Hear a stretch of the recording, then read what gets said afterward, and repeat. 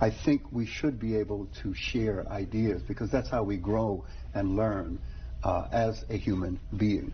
So what's experienced here, I think, is what should be experienced around the world, especially here in our nation today.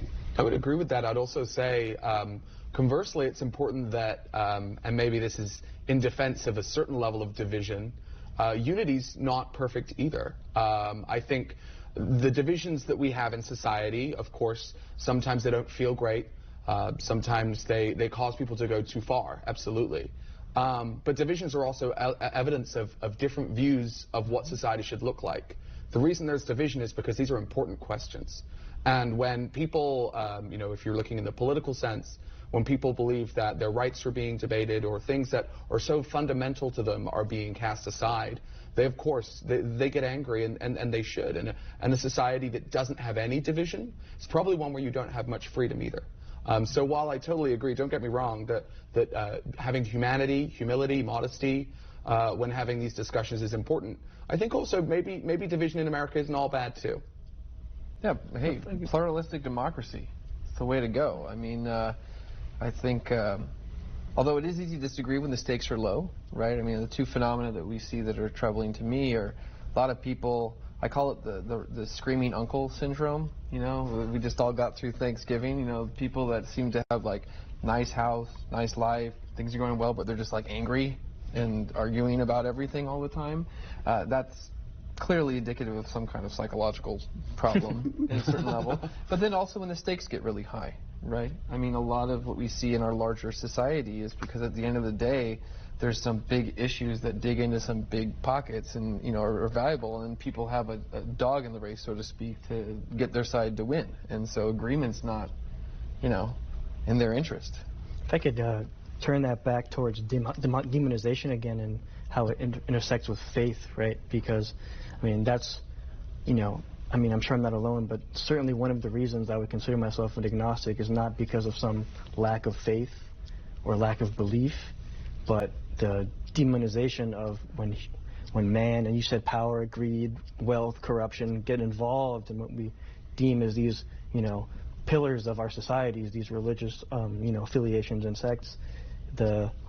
It's unfortunate that the demonization, you know, is oftentimes coming from some of these religions, and not everyone. And I don't want to, like, you know, just cast dispersion on everyone, but it is an unfortunate reality that a lot of the divisions in our world, not just currently, but throughout thousands of years of human history, are caused by what we would call demonization.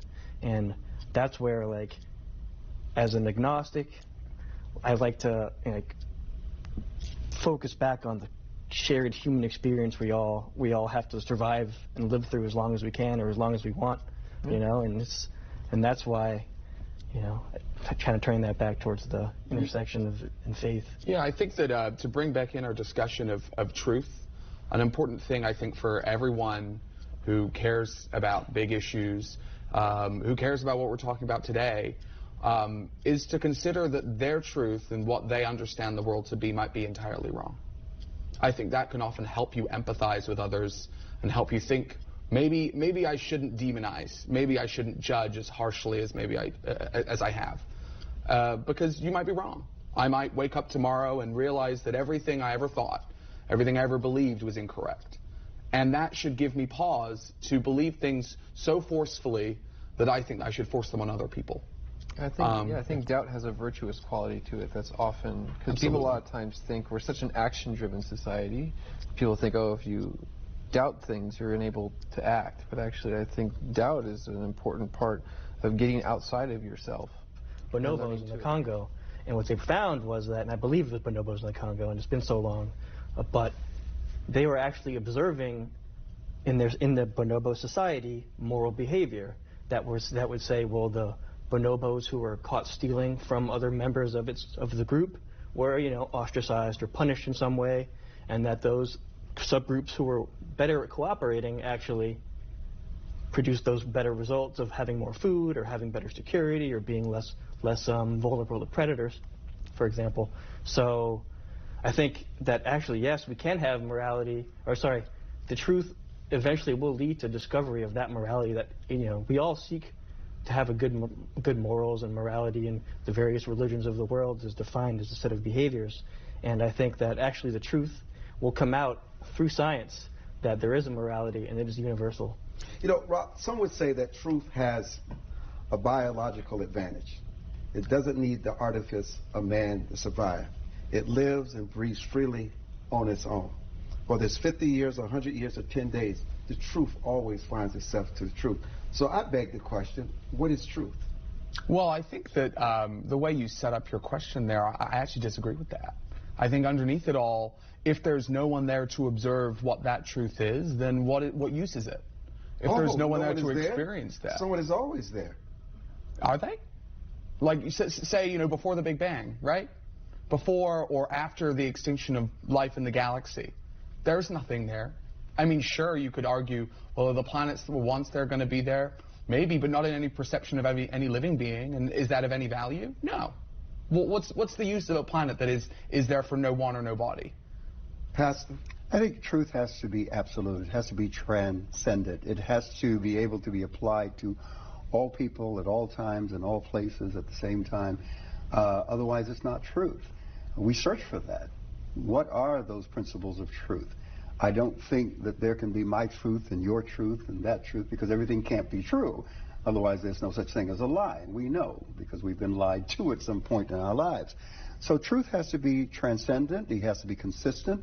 It has to transcend the Big Bang. Just because there are no human species, rational beings, who wrestle through this idea of truth, because other animal species, that they don't, that we know of, doesn't mean that truth doesn't have to exist. I think it has to be transcendent. It has to be higher, greater, and preceding the Big Bang. I think people say, you know, as you say, truth has to be, because has to be makes the world and the universe a manageable place.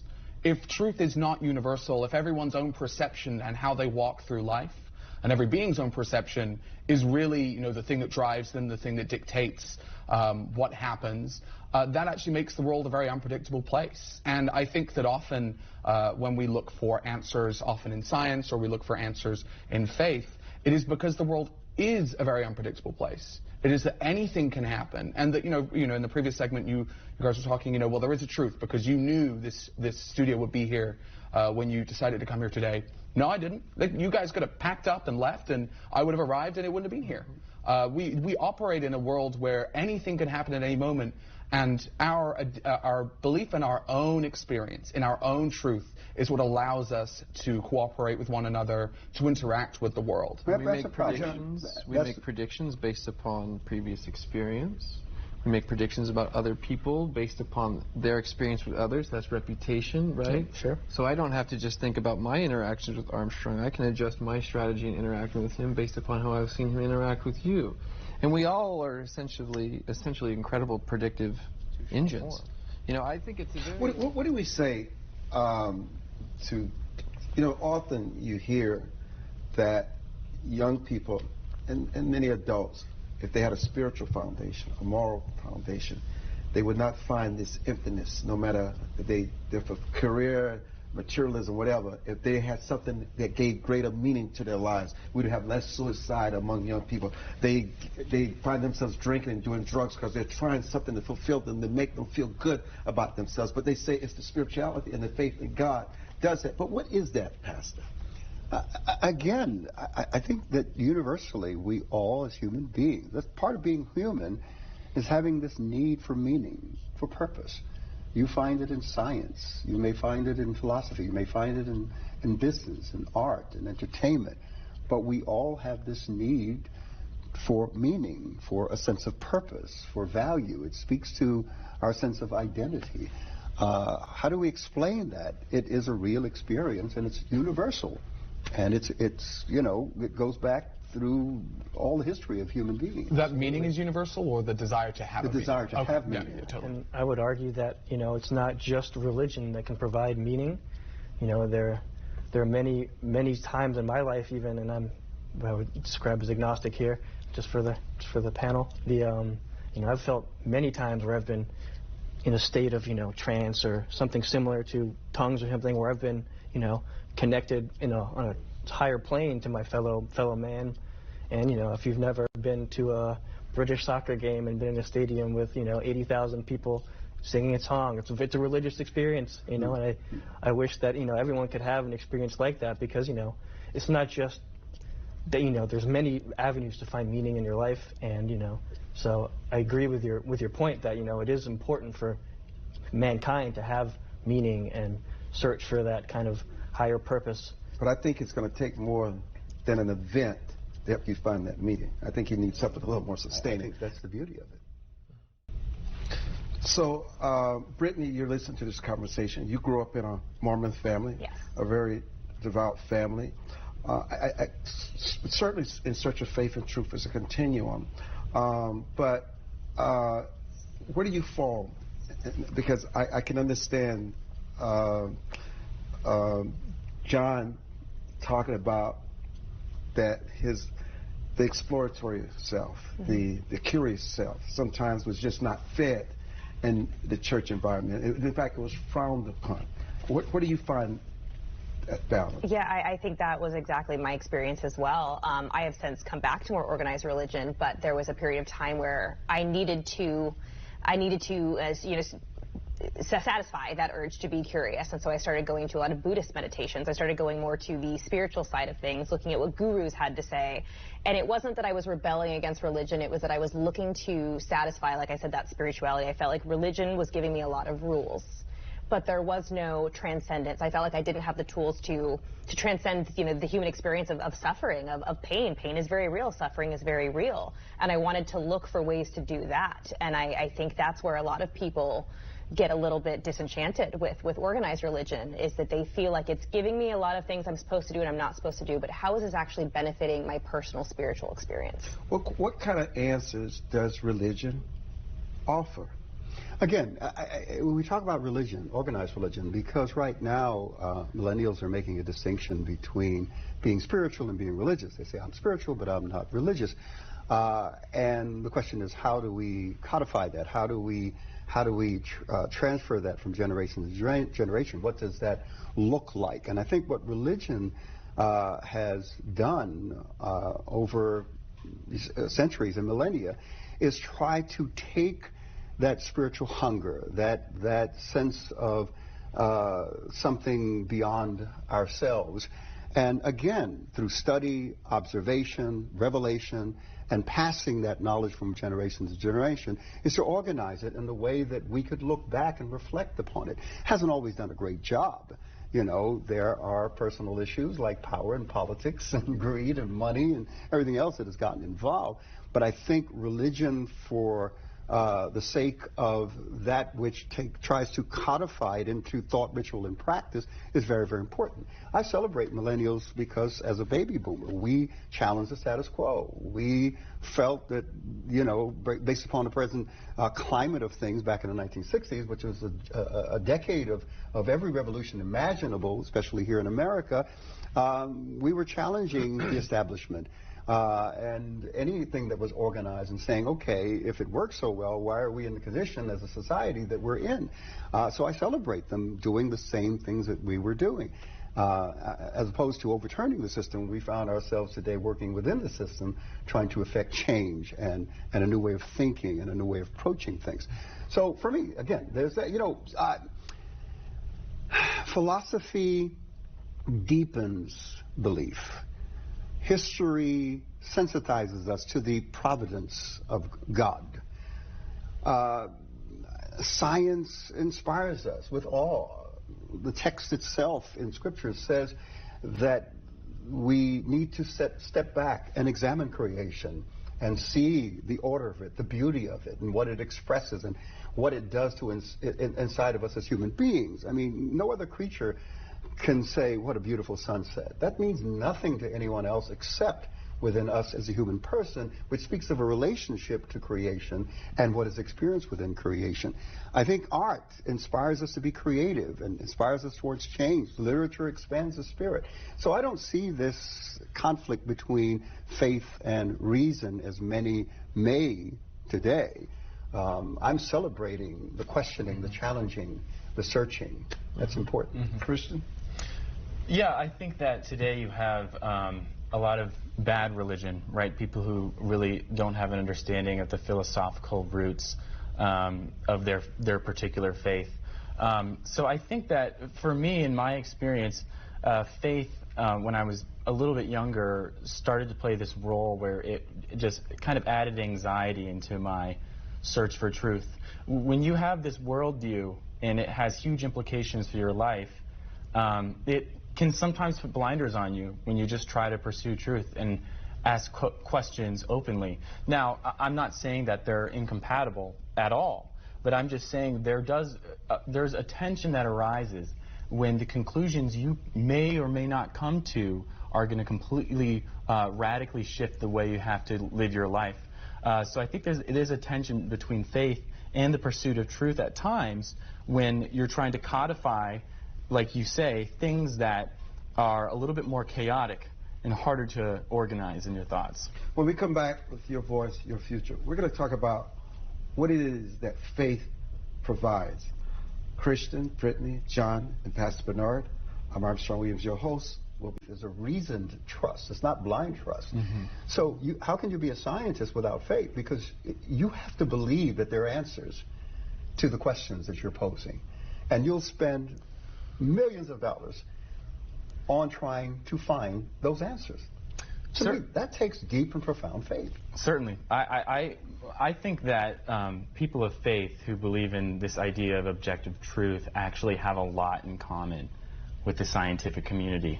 I think that the real distinction comes when you have groups of folks who see spirituality as basically from this idea that kind of whatever works best for you or teaches you to be a better person or helps you self-actualize, that is your truth, more or less. But I think people of traditional religious denominations wholeheartedly, wholesale reject that idea. They want this idea of an objective truth. And so I think there's actually a lot of similarities when both of these things, when people pursue religion almost in its best form, right? Because we're both trying to get at this actually detectable base truth. This idea of uncertainty, I certainly agree. And the cultural context point is really good because there really is a Western, I think, characteristic, right, of Western Christianity, especially in evangelical and non-denominational congregations where people do want answers. And what you find, I went to an Anabaptist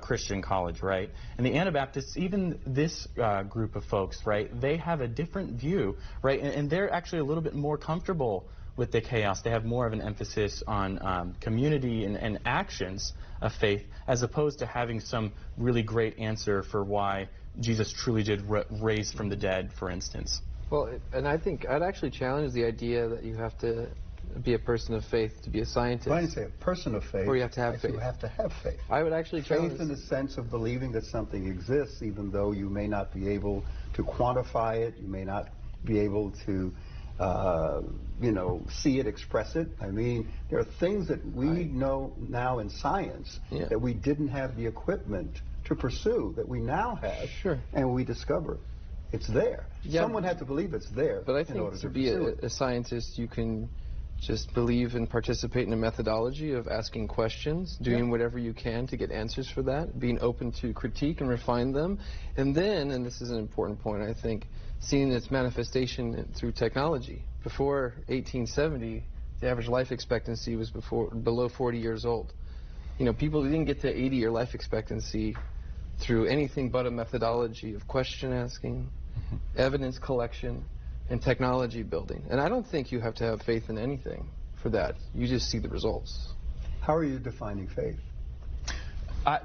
So this is, I think, the big problem in the discussion. Sometimes people define faith as this idea that it's basically belief without evidence. It's a very kind of negative definition. You can't possibly think that believing in something with no evidence at all is a good thing.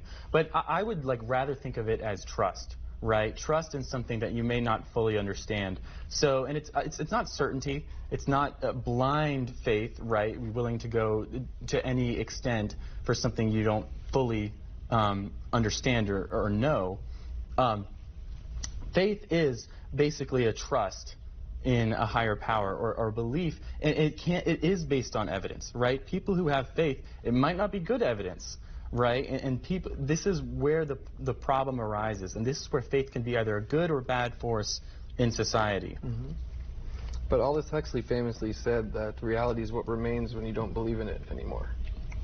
So if it is the case that faith and belief can be resolved down to that, I guess I just don't see what's the point. Brittany? Yeah, I think there's a lot of focus on finding truth and answers here, but not enough focus on the journey to finding it, which is what I think the purpose of spirituality or religion is. It's not necessarily that end destination, it is how you're getting there. It is what you learn about yourself in that process. And so whether there's one truth out there or there's many truths out there, finding it and just finding it is easy, that it's not going to do anything for you. A lot of it is what you do to find that truth. You know, for me, whether it was leaving one religion and then entering another one, it was that journey and the experiences that led me there that made finding whatever truth that was for me more important. So it's not always about the answers or even the results. It's about the journey getting there. And we build a repertoire of but it's habits all about together. trust, brother. It is all about trust. You can't do it No without one trust. watching this live broadcast today will ever tell you that any relationship is going to survive unless there's long-term trust. No matter how you get there, like you said, it's a journey, but you've got to make sure that you're building stuff based on trust. Your word, I agree. You your build a actions. pact. There's just no You way build you a can pact argue. with somebody. You must. But the pact becomes the reason. So trust, faith is a reasoned trust. But in this case, In what case? faith, a relationship between two people, your faith is something that can be falsified. Somebody can betray you, right? Well, so that's actually the kind of trust. I'm fine with that. Well, People can lie and manipulate. Yeah. Absolutely. I think there's falsifiability in religious claims all the time, though, right? The claim that Christ rose from the dead is a verifiable claim. It's very difficult to get to historically, but or the question of whether the universe. Wait, what does that mean? What did you just say? I literally don't Okay, well, let me give you another example. No, explain. He needs to understand. Well, okay, so If he doesn't understand it, somebody else out there watching doesn't understand. Okay, so well, let's make sure he understands this one. How is it verifiable but not historically provable? So the claim that Christ rose from the dead is just a straightforward historical claim, right? And when people are trying to get at the evidence of, like certain claims about the Christian God, the question of whether Christ really rose from the dead is a central question, right? And so there's all sorts of debates about the historicity of Christ's resurrection, and there are a lot of skeptics who argue from the lack of evidence, right, that Christ rose from the dead, that therefore, the Christian God does not exist. So I think there's all sorts of falsifiable claims that religions make all the time.